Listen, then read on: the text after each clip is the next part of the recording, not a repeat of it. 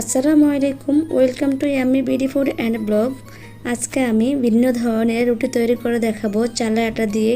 সামনে যেহেতু কোরবানির ঈদ, আর এই চালের আটা রুটিগুলো আশা করি সবার ভালো লাগবে। রুটিগুলো আমি ছোট ছোট করে তৈরি করে নেব। তাহলে চলুন দেখে নিই কীভাবে আমি তৈরি করেছি। প্রথমে আমি এখানে 1 কাপ চালের আটা নিয়েছি, সাথে দিয়ে দিয়েছি 1/4 কাপ আটা, 1 চা চামচ কালো জিরা, এগুলো মিক্স করে নিয়েছি। এখন চলে যাচ্ছি চুলায়।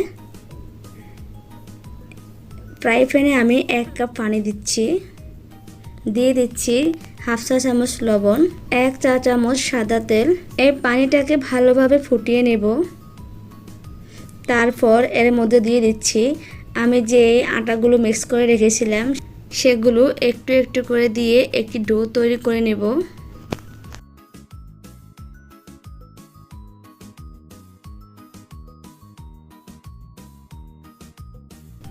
এখন আমি ঢাকনা দিয়ে রেখে দেব 2 মিনিট, যাতে ভালোভাবে চালের আটা সেদ্ধ হয়। তারপর আমি প্লেটে তুলে নিচ্ছি। এই পর্যায়ে আমি দিয়ে দিচ্ছি ধনিয়া পাতা কুচি। এটা অপশনাল, এটা দিলে খেতে রুটিগুলো বেশি ভালো লাগে। এখন আমি ধনিয়া পাতা দিয়ে ডো ভালোভাবে মুথে নিচ্ছি।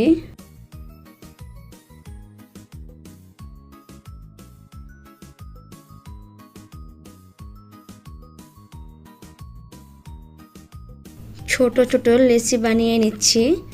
ছোট ছোট রুটি তৈরি করব, তাই এখন আমি রুটি তৈরি করে নেব।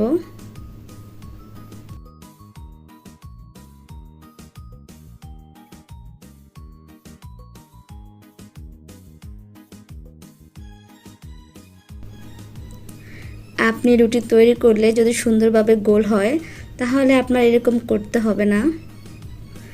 তো আপনি চাইলে বড় একটি রুটি তৈরি করেও এভাবে কেটে নিতে পারেন, যেমন এভাবে। এই যে আমি বড় একটি রুটি তৈরি করে এভাবে কেটে নিচ্ছি। দেখতে লুচির মতো হবে। ছোট ছোট রুটিগুলো বাচ্চারা দেখলেও খেতে চাইবে। এখন আমি এই ছোট রুটিগুলো ভেজে নিচ্ছি। আপনি চাইলে এ পর্যায়ে তেল দিয়েও ভাজতে পারেন, তো আমি তেল দিচ্ছি না।